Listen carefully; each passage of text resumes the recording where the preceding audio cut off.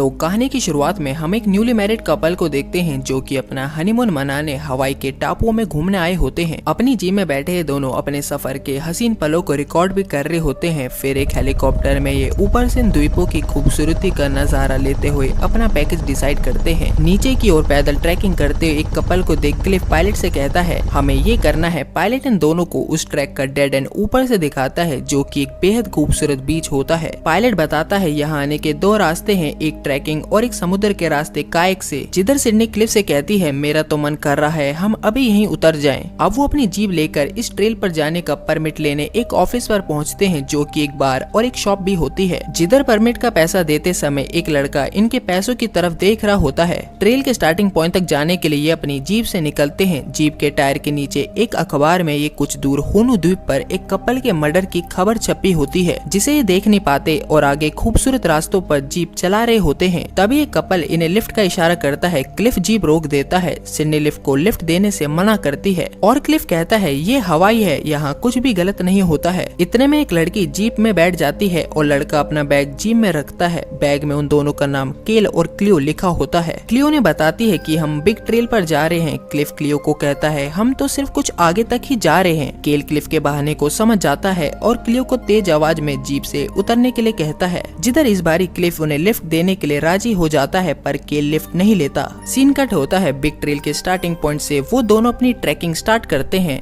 वहीं कुछ कपल अपनी ट्रैकिंग पूरी करके वापस आ रहे होते हैं। क्लिफ और सिडनी आगे एक संकरे रास्ते में पहुंचते हैं जहां एक तरफ पहाड़ तो दूसरी तरफ खाई और पथरीला समुद्र होता है। ये देखकर ये डर कर वहीं खड़े होते हैं कि तभी इनके पीछे से एक शख्स आता है और आसानी से उस संकरे पॉइंट को पार कर लेता है। यहाँ तक कि उनकी मदद के लिए वहाँ खड़ा भी हो जाता है। पहले क्लिफ को हाथ देकर पार करवाता है। फिर सिडनी के पार करते वक्त एक हेलीकॉप्टर ऊपर से गुजरता है। सिडनी उसकी आवाज से डर कर फिसल जाती है पर वो शख्स उसका हाथ पकड़ लेता है। उसे बचाकर वो शख्स आगे चलने लगता है कि क्लिफ उसे आवाज लगाता है और उसका नाम पूछता है। अब तीनों साथ साथ आगे चलने लगते हैं। इधर वो शख्स क्लिफ से पूछता है मैंने तुम्हें कहीं देखा है और क्लिफ कहता है नहीं नहीं तुमने मुझे कहीं नहीं देखा। सिडनी उस आदमी से कहती है ये स्क्रीन प्ले राइटर है। उन तीनों के आगे तीन लड़कियां और मिलती हैं जो कि होनोलुलु द्वीप में उस एक कपल के मर्डर के बारे में बात कर रही थी। सिडनी उनसे कहती है ये तो बहुत बुरा हुआ, उस समय तो हम भी वहीं उस द्वीप पर थे। इस जगह पर किसी का भी नेटवर्क नहीं आ रहा होता। लड़कियां बताती हैं उनके पिता ने कुछ देर पहले फोन करके बताया था कि पुलिस उन कातिलों की तलाश कर रही है। जिधर वो कातिल एक आदमी और एक औरत हैं।